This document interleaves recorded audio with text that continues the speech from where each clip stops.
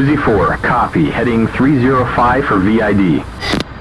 Okay, turn 305 and descend to 5,000 feet. Once we're closer, we'll descend further and use pulse to find and ID them.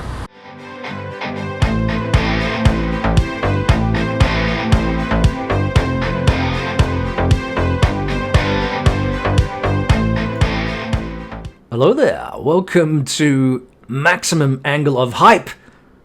Oh, just kidding, it's another weekly newsletter, but oh my god, what a day. If you haven't seen the video that Eagle Dynamics released today discussing DCS World 2021 and beyond, you need to stop my video now because I'm going to spoiler alert things, okay? There are some things we're going to talk about, and if you wanted to get the hype yourself, my suggestion is pause my video now, open up another window, go and watch Eagle Dynamics' video, and then come back to my video where we can discuss these things, because, oh my gosh, I am so hyped and excited about the things that they have released in this video.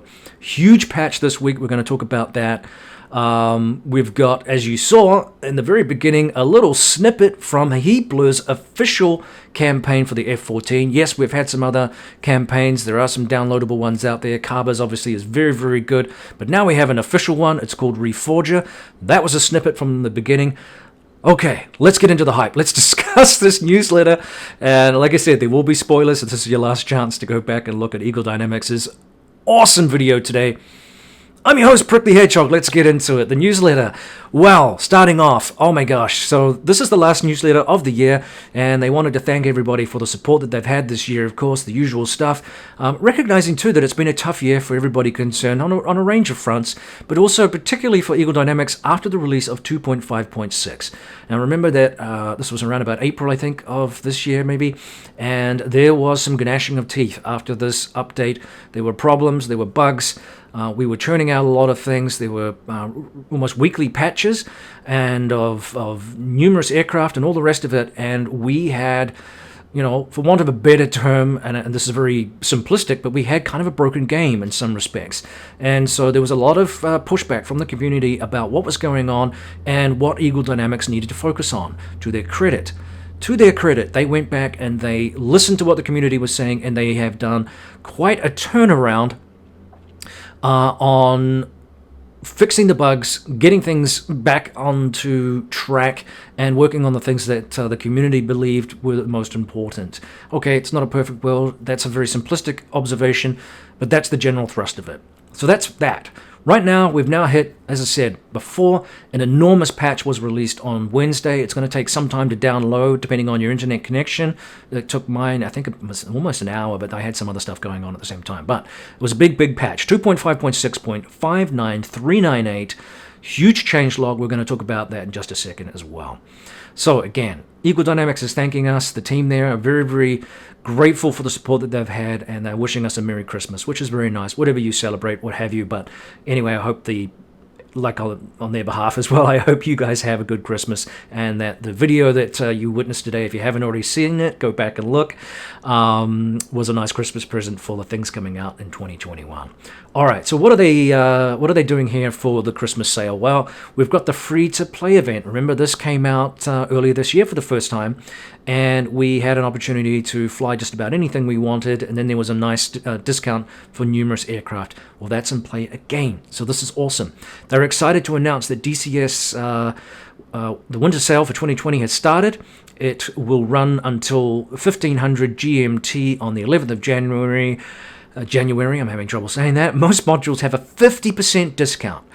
DCS SteamWorld Edition, the sale will start on the 22nd. It's not going to get stale, but the sale will start on the 22nd and end on the 5th of January at 10 Pacific Standard Time, so a little bit shorter than the standalone version. Here are the modules that are 50% off, okay? This is a big, big frickin' discount. The Viggen, the Harrier, the Aviojet, the Mirage, the I-16, the Spitfire, this is the Mark 9, the BF-109 Kurfürst, the FW-190 Dora, the FW-190 Anton, the Yak-52, the Kristen Eagle, the A-10A Warthog, the F-5E Tiger, 2, tempting, F-15C Eagle, F-86 Sabre, very tempting. The L-39C and the L-39ZA Albatross, the MiG-15, the MiG-21, the MiG-19 Farmer, the MiG-29 Fulcrum A and the MiG-29S Fulcrum C, the P-51 Mustang, the Su-25A Frogfoot, the Su-27 Flanker B, the Su-33 Flanker D, the Gazelle, the Huey, which right now is also got multi-crew updates. If you haven't checked that out, if you are a Huey fan, been kicking it around, it's 50% off, plus you get multi-crew. Awesome. The Mi-8, Magnificent 8, 50% off. The Ka-50 Black Shark, that thing's fucking cool. It's 50% off. The Persian Gulf map and the Nevada Test and Training Range map, 50% off. All right. Now, if that doesn't float your boat, there's still some cool current aircraft, 30% off right now. Get ready. The P-47D Thunderbolt, 30% off. The Channel map is 30% off. The Hornet is 30% off. The Viper is 30% off. The A-10C2 Tank Killer is 30% off, and it's a freaking cool aircraft. The Super Carrier is 30% off. Okay, of course there are some exceptions. Unfortunately, the F-14AB Tomcat is only 25% off. Only 25% off. And the JF-17 Thunder will only be $60. So, now, the last of the unfortunates. Not on sale right now is the Syria map. The NS-430 navigation system for the Gazelle, it's not on sale. The Mi-8 Crew Part 1 campaign is not on sale, and unfortunately the Raven 1 campaign is not on sale, but even if it isn't, it's worth buying because it's a freaking cool campaign. Alright, now, as I said, the free-to-play period will run for 2 weeks, and it will allow you to access all of DCS World modules for free with no time limitation within the 2-week period, so you can play it as much as you like. So you can test out those maps, you can test out the things, you can try, you know, a particular aircraft and decide whether or not you want to buy it, whether it's the, like I said, the Black Shark or the F-16 or the Hornet, whatever it is. You can fly it, try it, and then decide to buy it. How's that? All right. Now, you do need an internet connection for the free-to-play event, and that the free-to-play modules will not work in DCS World in offline mode, unfortunately. So again, they're hoping that you take a time out of your day to get a slice of that. All right, development report for the Warbird Warriors. Now, fighter engines, and in particular radial engines, are susceptible to master bearing overloads. It's cool that they think of these little things, right? They require fine management skills and attention during operations. So if you're new to it, sometimes it can be a little bit overloading. Anyway, to prolong the service life, compliance with manifold pressure levels and RPM recommendations and limitations are mandatory. If not respected, you run the risk of serious engine malfunction, and you will probably be looking for a suitable emergency landing site in short order. If the engine is damaged due to poor management or excess combat abuse, lowering the manifold pressure or boosting engine RPM will help keep the oil temperatures within limits. With sufficient oil pressure, should allow you to execute a controlled emergency landing. The 190A8 Anton and the P-47D Thunderbolt now include these new algorithms for calculating and simulating the above, as well as subsequent damages, failure of the engine, and these aircraft represent our latest advancement in modeling, heating, cooling, aging, and damage to power plants and systems. This work will be extended to our older DCS World aircraft, and it sets a new standard for all new Warbirds coming into DCS World, which I'm hoping will also include the Mosquito, which, as we know, was showcased in the latest video. It's scheduled for release this quarter. I don't know if that's true or not. I haven't seen anything. Fingers crossed. Was showcased, like I said. Stand by to stand by. I know a lot of you are excited about the Mosquito, and Simon Pearson, one of the business developers for Eagle Dynamics, had said earlier in the year that they were planning to release it before Christmas if everything went according to plan, so we'll have to wait. All right, as mentioned, multi-crew for the Huey under 2.5.6. This is open beta. After a long gestation period, we have added multi-crew capabilities to the UH-1H with playable roles for all 4 crew members in the open beta patch, you can now have dedicated roles to fly and fight with 2 pilots and 2 gunners and interchange roles in flight if you desire. How cool is that? So it does not have an M60 and the M134 minigun installed. Let me rephrase that. If the UH-1H does not have the M60 and the M134 minigun installed, you can just fly as passengers. Sorry, I misread that. Now, this offers a new level of gameplay that we plan to roll out to other platforms in the near future. That's interesting. All right, the Hornet, as mentioned recently, we now have the laser-guided bomb, the 24AB Paveway 3 laser-guided bomb. Cap from Grim Reapers did a little tutorial video on that, which was released earlier today as well, if you want to get your tutorial in there to drop big bombs. Obviously, we don't have an update in terms of the explosion of those weapons yet. Those are things that are a work in progress, hopefully at some stage down the track. But for now, anyway, at least you can carry and drop a big bada boom, up to 4 of them. We have as well Auto IFF CIT from the AZEL air page and the AZEL FLIR sublevel. Wags did some stuff on that recently, so I'll try and remember to put up the links so that you can look at those videos. But anyway, it is in the newsletter here. So there is a redesigned threat search algorithm for the harm for targets of opportunity mode, which has also been added. And again, there's more there too in terms of videos from Wags and Eagle Dynamics. The Viper. They have been working on the logic of the system point of interest concept. Multiple other bugs have been fixed, and the new air-to-air training missions have been added to help you hit the ground running.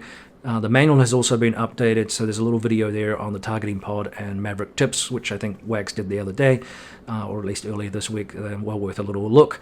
This update to Open Beta 2.5.6 is our largest to date. That's what I figured, because it took a while. And I hope you are a person that doesn't have limitations on your download or it costs you more money, because it's a big frickin' patch.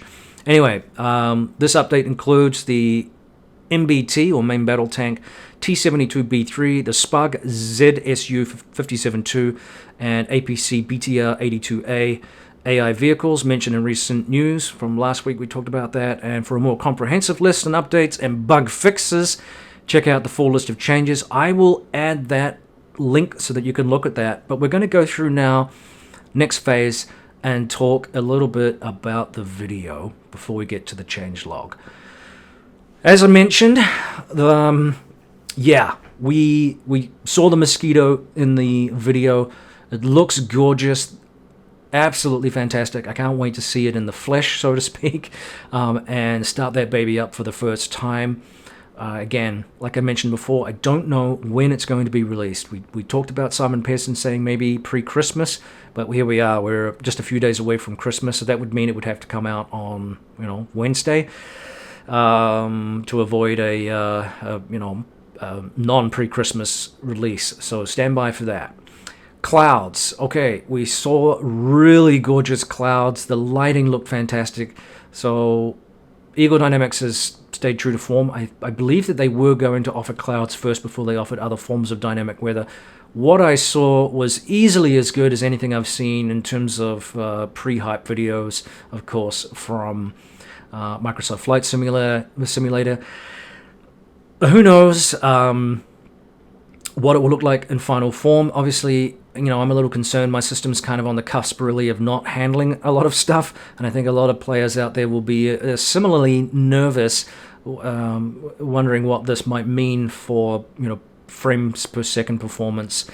But anyway, it looks great, and hopefully, at some point, one might be able to get their hands on a non-sculpt graphics card that doesn't cost 4 times the original sale price from unscrupulous people. But that's a whole different topic. Anyway, at some stage, I'm going to have to update, and I thought I had a powerful system, but I over the last year and a half, a lot of systems like mine have been superseded. So I'm a little nervous about what it means, but either way, like I said, it was absolutely gorgeous. I'm looking forward to Mosquito included in that. There were numerous little shots, of course, of the F-15E by the looks of things. It was hard to tell because it was moving pretty quickly, and I didn't go back and slow down the video just to confirm that, but you get the idea. We saw MiG-29s, we saw a range of aircraft, lots of damage modeling from the latest World War II updates to that. That was cool. And then the video ended. And then there was some dark, scary, hype-type music. And out of the flames and darkness, there was an image of a weapon, a 30mm cannon of some kind, attached to an Apache. Called it, yes. I think many of us had theorized that the Apache was coming. I've talked about this oodles of times.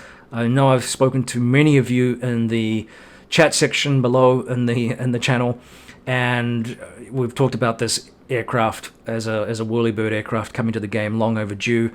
No specifics, of course. It was just a very pornographic teaser of the Apache showing us some leg and its appendages, and then it faded out. So we don't have any clues on what variant it will be. There's no news on when it's coming specifically, obviously 2021 and beyond. So that's all a little bit vague. Whew! But what a video. I'm so excited. I have to congratulate Eagle Dynamics. They did a nice job on that video, and it was well worth the wait. It was well worth actually being home for, by chance more than anything. For me, I was expecting to be working at work today, but I had to adjust to work from home because of some personal things that I was taking care of. So I got to see the video, and it was well worth it. Let me know what you think. What are your thoughts? Are you excited for the Apache? Did you notice anything else in the video that we need to discuss here? I think it's cool. I think it's really, really cool that we're getting an Apache, and I'm hoping for other snippets of information about where else we're going. The clouds are going to be cool, the weather, other bits and pieces. So let's talk about the changelog, because it is ginormous.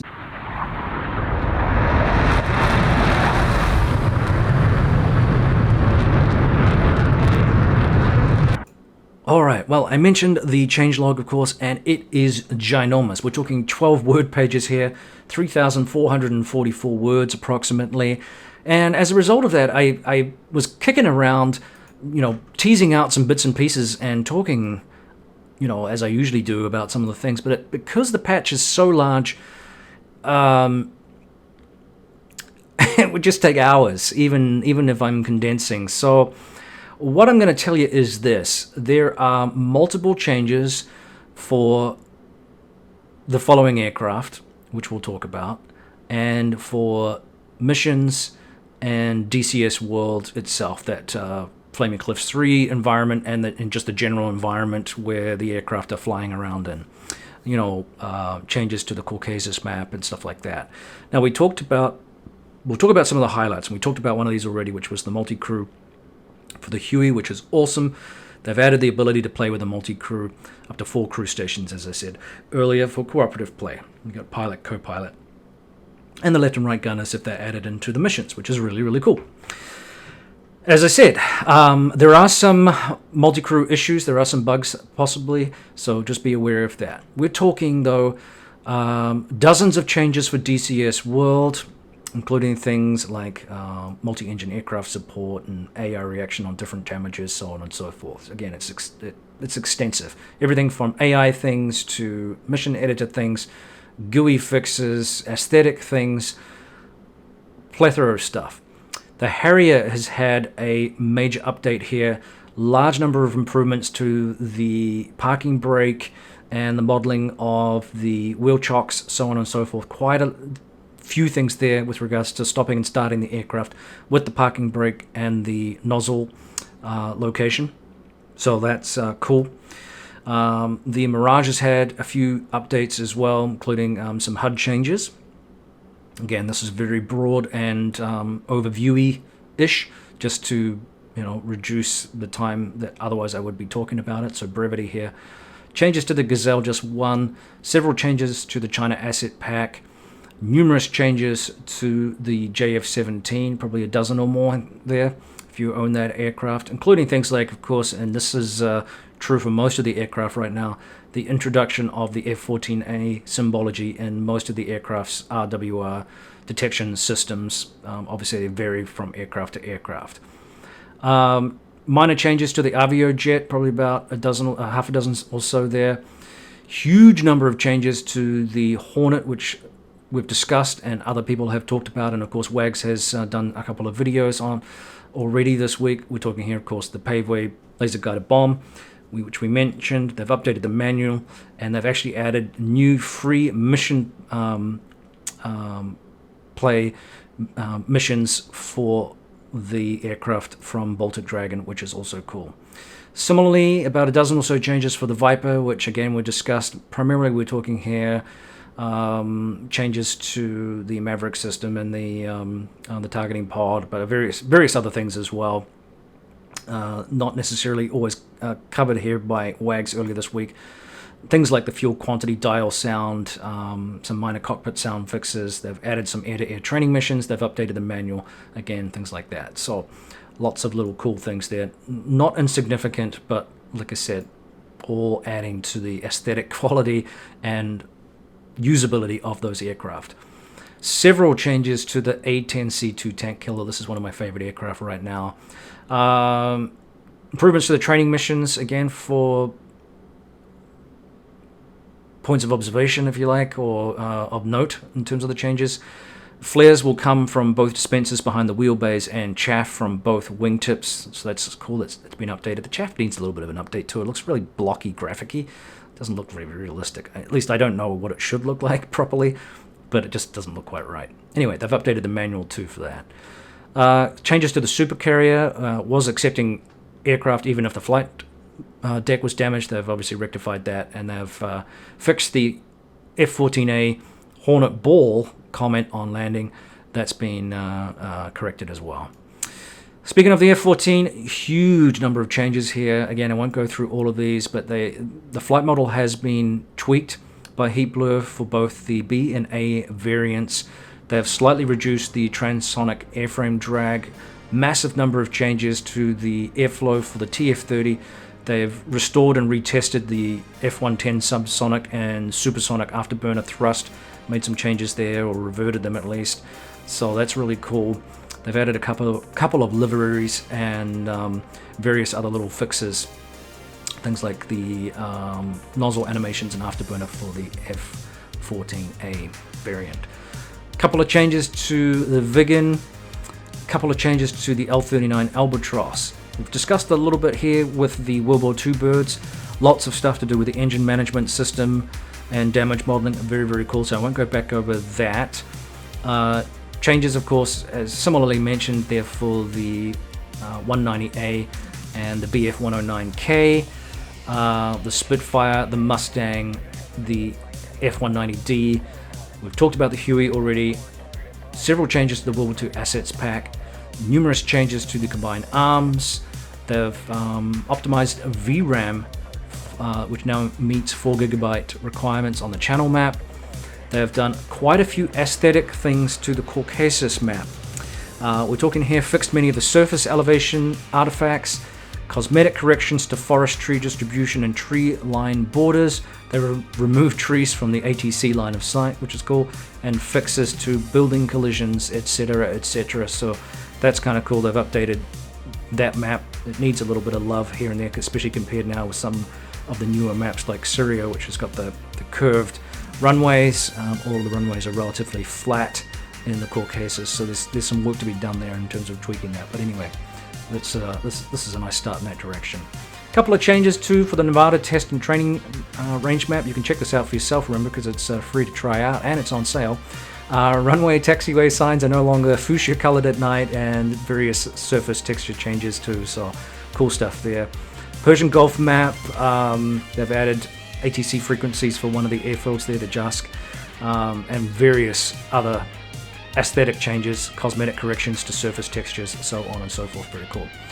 Changes to the campaigns, of course, the Enemy Within, the Red Flag, Mirage 2000, Baltic Dragon campaign, the F-18 Hornet, Serpent's Head 2 campaign has had some adjustments, the F-5E Aggressor Air Combat Maneuver campaign, couple of changes there, and obviously ones for the Huey, and looks like the BF-109K, the Jagdflieger, and the FW-19TA Horrido, and the B-51D, the Blue Nose Bastards of Bodny campaign, and also the Big Show campaigns for the Spitfire 9. That is pretty much it. I say pretty much it, but it's a huge patch of corrections and things. Like I said, 12 pages on my Word document, and almost 3,500 words. I think we'll end it there, because this is going to be a long video otherwise, but I want to thank everybody for tuning in again. Of course, all the likes and subscribes are very helpful. It keeps the channel chugging along. This has been an exciting week. Let me know what your thoughts are on the future of DCS World. Let me know if you're excited about the Apache. I am. I think it's really cool that they've introduced another rotary wing aircraft to the game, and of course one as prestigious as the Apache is very exciting. So hopefully we'll see some signs of where that's at next year, or beginning of next year. So stay tuned for that. And of course we'll wait for all these other fantastic changes too that are coming in. The weather was awesome to look at. Of course the Mosquito, we're dying to get that in the game. So things are looking really exciting as a combat sim, as more and more of us are able to kind of pick up, like I said before, some sort of new graphics card to model all of this new stuff. And as the game, takes shape and they're able to take advantage of multi-core processing and all this kind of stuff, the future's looking rosy if it can all come together, and that's what we're hoping for. Anyway, if I don't get to talk to you again prior to Christmas, I hope whatever celebrations you have these holidays are productive and safe. Take care out there, everybody. Carry on flying. This is Prickly Hedgehog out for this week. I should be able to bring you a video next week, maybe Christmas, pre-Christmas. I'm kicking around a year in review video here, which I think needs to happen. So stay tuned for that. Other than that, this is Prickly Hedgehog out.